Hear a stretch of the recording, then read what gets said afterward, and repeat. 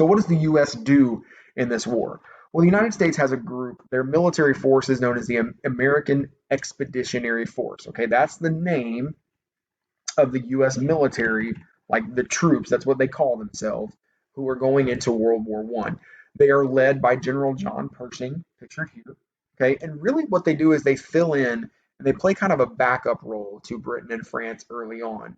By the end of the war, the U.S., this American Expeditionary Force, the U.S. troops, have pretty much kind of taken over a large portion of the Western Front, meaning the edge of the war between France and Germany.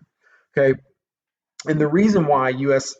This American Expeditionary Force, also known as the AEF, is important is because the U.S. entering World War One pretty much tips the balance in favor of the Allies, which leads to the Allies winning World War One, which leads us to the end of the war. Okay, the war officially ends on November 11th, 1918. So just 2 years ago, well, yeah, 2 years ago, we celebrated 100 years since the end of World War One, which is crazy, but it happened.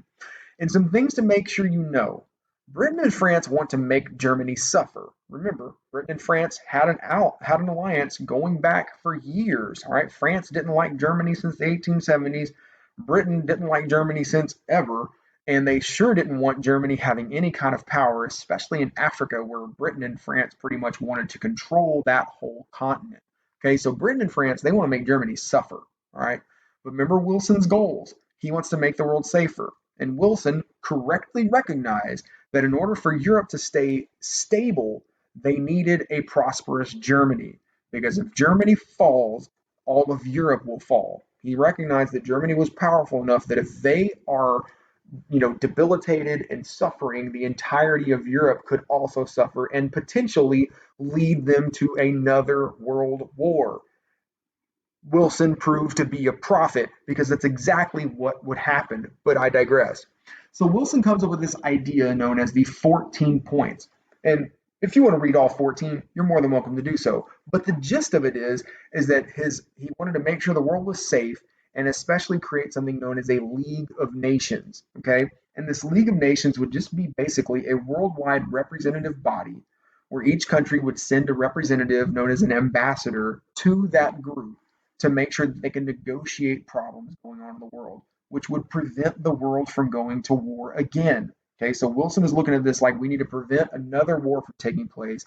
Let's create a representative body known as the League of Nations, which every country could have a membership in, and they would send an ambassador to, and that would be the U.S. representative to this group or the German representative to this group, what have you, to prevent a war like this from taking place again. Because remember, he wants to keep the world safe for democracy, to make sure the world is a more fair place. The problem is Woodrow Wilson gets sick. Okay, during this 1918 time period is when the Spanish flu, also known as the Great Influenza, which we'll just call it the influenza, he gets the flu and he gets it bad, and he tries to power through it, but he's suffering from all the effects of the flu and 103 temperature. He can't keep up, and so Wilson isn't there for many of the negotiations, which basically means that Britain and France pretty much get to do whatever they want in these negotiations. So that means that Wilson's ideas of keeping the world safe and making sure that Germany is not being completely destroyed in this treaty, that in hopes that it would prevent another war from taking place or causing Europe itself to just fall into despair. He's not there to make sure that stuff takes place. And so Britain and France basically get to do whatever they want. And just to give you a little bit about Wilson, Wilson's story it gets kind of sad because shortly after he has the flu and he suffers a lot of effects of it, he has a very bad stroke once he comes back to America. And his stroke causes blindness in one eye and sort of a really kind of loss of part of his body. And so his wife here becomes sort of the kind of pseudo president. She's the one that orchestrates all of his meetings, and kind of no one knows about this but him, his wife, and the vice president, and a couple other people. Everybody else assumes Wilson's good, but his wife is basically calling the shots behind closed doors. Fun fact about U.S. history. Well, let's move on. So America sees this League of Nations that Wilson has as kind of this idealism, this sort of like pie in the sky, this pipe dream that just can't really go on. That's what this is trying to picture here. It's a pipe dream. The League of Nations is not going to happen, especially now that he's not there to make sure it happens. Congress is going to look at this League of Nations of Wilson's as trying to pull the United States into a possible war, as we see in this political cartoon here. Remember, those going back to the causes of the war, these secret alliances that when one nation goes to war, okay, I'll come with you. The United States didn't want to do that. And so they're going to reject the League of Nations, saying that because they're afraid that if they join the League of Nations, it's going to pull them into a war without congressional approval, which is what the Constitution requires. So basically, what this is saying is the United States, Congress especially, being afraid of being pulled into a subsequent war, Congress is going to reject the League of Nations, which the President of the United States had wanted to approve. So when Wilson comes back to those treaty negotiations, again, before he has his stroke, once he's recovered from the flu, when he comes back to those treaty negotiations, he's kind of coming back with nothing because Congress has already said we're not going to join the League of Nations. So what actually happens at these treaty negotiations? Well, the Treaty of Versailles, make sure you know this, ends World War One, but also make sure you know what these effects are. And I gave you another fun little acronym in order to remember it. It's called GARGLE. Okay. So just, as you're writing this down, just kind of think about some of these things. So now that Wilson has had the flu, he's not there to do all of these negotiations for the treaty. So Britain and France pretty much gets to do whatever they want, which leads us to the first G, guilt for the war. They force Germany to accept all guilt, quote, for causing all the loss and damage of the war. So basically, anything that happened in the war, all the loss of life, all the damage to property, etc., Germany has to accept all blame for it. Okay. Again, remember, England and France want to punish Germany for World War One, and they get their way because Wilson's not there because he has the flu. So the A of Gargle is the armed forces. Germany is not really allowed to have a huge military. They can't have an air force, they can't have a navy, or really, especially, no submarines. Their military actually has to be a very small military force, and it can be volunteer only. You can't force people to join the military. They're also going to force Germany to pay reparations in the form of 6.6 million pounds paid in installments until 1984. That's right, from 1919 to 1984, Germany was expected to continue to pay England, France, and every other country that was, particularly France, every other country that was involved in World War One, they were supposed to pay out installment payments until 1984 in order to pay back for the economic damage done. Again, because they're trying to punish Germany forever.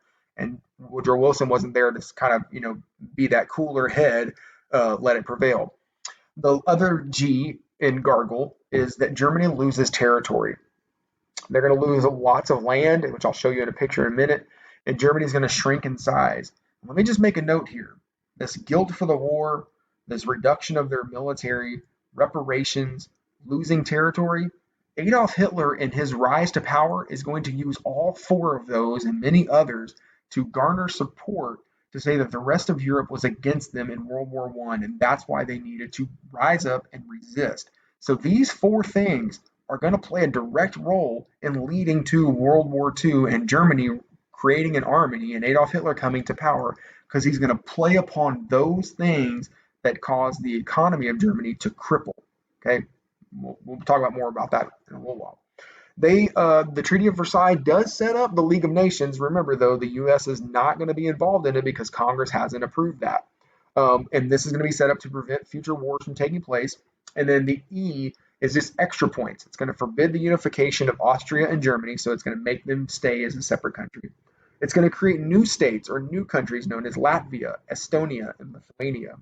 And this is the Treaty of Versailles. It ends the war, and this is basically what it does. And these things right here that I have listed here help lead directly to World War II, which we'll talk about in a couple of weeks.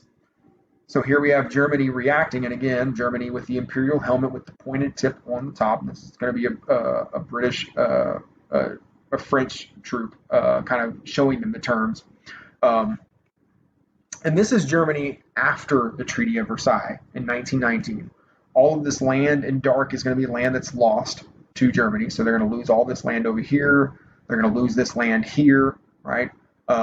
Austria is going to be its own country down here at the bottom, and Germany is going to really, really shrink in size. Okay, and this is going to cause the German people to be a little upset, right? And Adolf Hitler is going to play upon this to try to get support when he does eventually rise to power. So let's review for a moment. What were the three main threats to U.S. neutrality that caused the U.S. to enter the war? One is the sinking of Lusitania. Second one is Germany's submarine warfare. And the last one is the Zimmermann telegram. Okay, it's all three that come together. That's what got the U.S. to enter World War I. What was President Wilson's goal in the treaty discussions at Versailles? Remember, he wants to keep the world safe for democracy, and he wants to establish a League of Nations. What was the U.S. policy in terms of foreign wars? They wanted to stay neutral. Remember, the U.S. doesn't really want to get involved in military-wise in World War I. They eventually do anyway, though.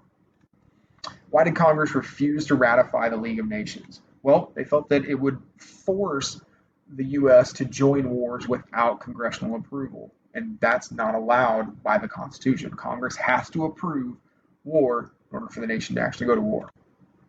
And what was the name of the U.S. forces in World War I, and how did the U.S. entry into World War I impact the outcome? Well, first, the American Expeditionary Force, and second, it helped tip the balance in favor of the Allies.